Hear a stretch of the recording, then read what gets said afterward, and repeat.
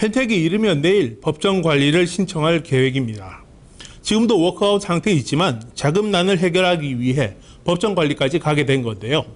출입 기자와 자세한 이야기 나눠보겠습니다. IT부 곽보현 기자 나왔습니다. 곽 기자, 지금 펜텍의 상황이 어떻습니까? 네, 펜텍은 이번 주 중으로 이사회를 열고 법정 관리 신청 여부를 결정할 방침입니다.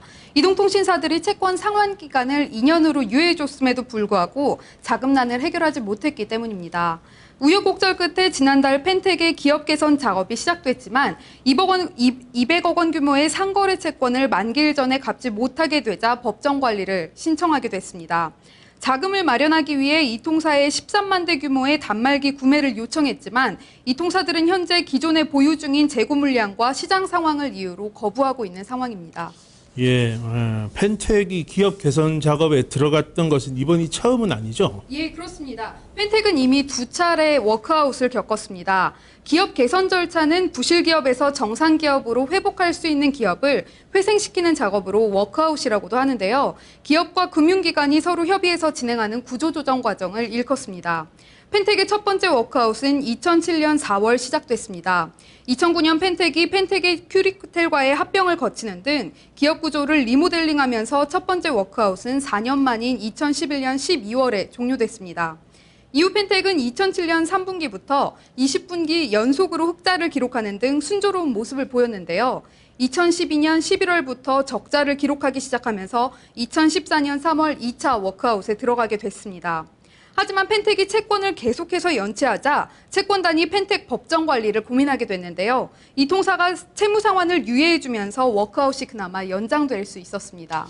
예, 그렇군요. 펜텍 채권단이 펜텍 워크아웃 연장을 위해서 내걸었던 조건들이 있었죠? 예, 그렇습니다. 펜텍 채권단은 이 통사가 매출 채권을 출자 전환해주는 조건으로 워크아웃 연장을 약속했었습니다.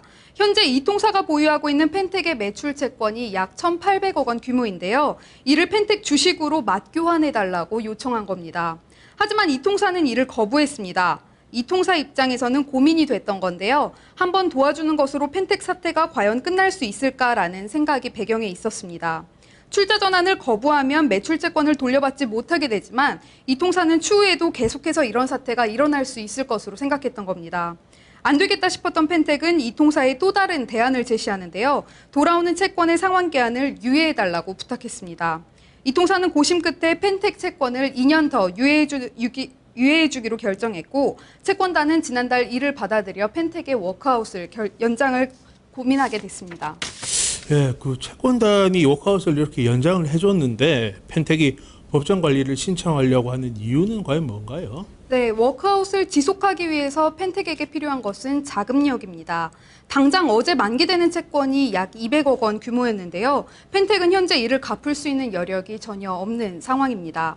자금을 확보하기 위해서는 펜텍 제품 판매량이 늘어나야 되는데요. 이동통신사들이 휴대폰을 판매하는 한국의 유통구조에서는 펜텍도 손쓸 길이 없습니다.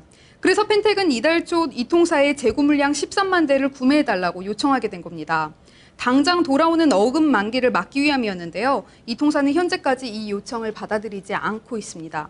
이 통사의 입장을 들어보면 이쪽도 고민이 많을 수밖에 없다는 게 이해가 되는데요. 이 통삼사가 현재 보유하고 있는 펜텍 재고 물량이 약 50만 대입니다.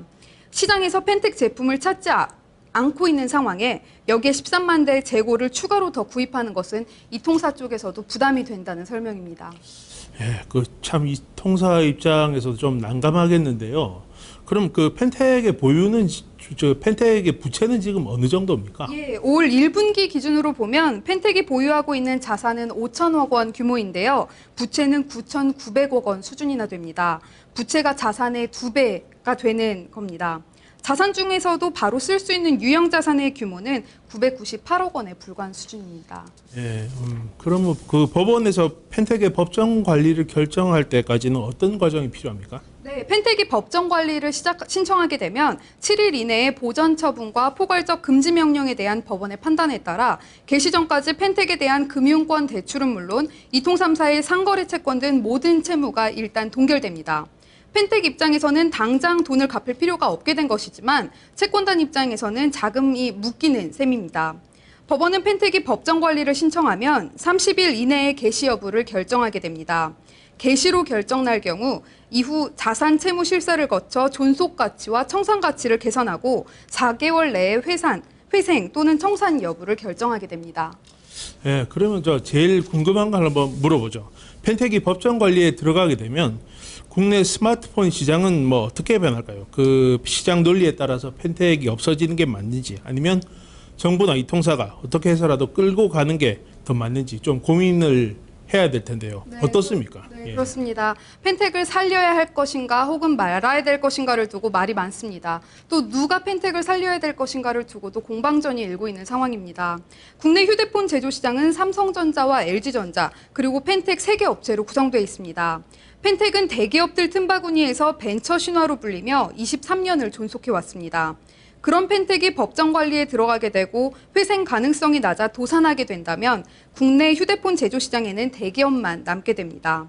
만약 누군가 펜텍을 인수하거나 지분을 투자하는 등의 방식으로 살려준다면 더할 나위 없이 좋겠지만 국내 시장에는 책임을 지려고 뛰어들 사업자가 없는 것으로 보이고 있는 실정입니다.